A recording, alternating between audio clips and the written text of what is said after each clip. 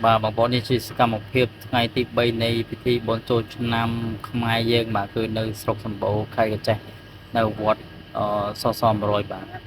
bà trả cứ em bà nếu đau vợ tua dương bà tua dương cứ vợ bên ta cứ banh banh cho môi bóng bồn dương mà cứ căn cầm phơi mà đào tập vềนี่คือโกโตรในกูมันบ่ពេលឥឡូវយើងចូលមើលសកម្មភាពគឺបងប្អូនទៅលេងច្រាមតែមកនៅវត្តសុខសម្បូរបាទដោយសារខ្ញុំទៅក្រោយគេបងប្អូនបាទខ្ញុំទៅម៉ោង3កន្លះហើយអញ្ចឹងទៅអត់សូវបានថតប្រហែលនេះបងដោយសារទីខុសមិនដោយសារទៅដល់គេចាប់បានបាញ់ទឹកអស់បានឡានបាត់ហើយដល់ពេលអញ្ចឹងទៅចូលទៅដល់ថតយកថតចូលហើយគេបាញ់ប៉ះចំទូរស័ព្ទទៀតអត់ទាន់បានទិញអាស្រោមទូរស័ព្ទដាក់មកកូនជួយគេណាបាទនេះគឺជាសកម្មភាពបងប្អូនគ្រប់ក្រុមលើរោមសុបាយបាទហើយខ្ញុំថតបន្តើស៊ូមបន្តើបាទអត់ហ៊ាននៅខាងមុខទឹកទេបាទដោយសារខ្លាយកំខ្លាយមិនខ្លាយកាមេរ៉ាខ្លាយជាខលលបងប្អូនបាទដោយសារខ្លាយទឹកប៉ះទូរស័ព្ទបាទដោយសាររត់ទិញថងដាក់ទូរស័ព្ទស្រោមដាក់ទូរស័ព្ទហ្នឹងអត់ទាន់គេបាទអស់លីងបាទចម្រុំរកបានហ្នឹងអូបាទ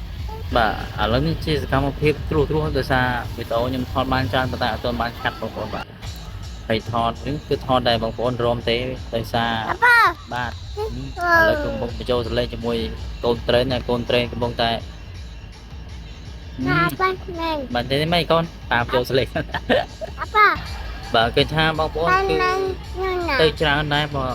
ងប្អូនបាទគឺនៅថ្ងៃទី3វេលាម៉ោងប្រហែលជាម៉ោង4បាទហើយខ្ញុំទៅបានពីទឹកឡានទឹកបាន2ឡានដែរទៅបានមួយគេ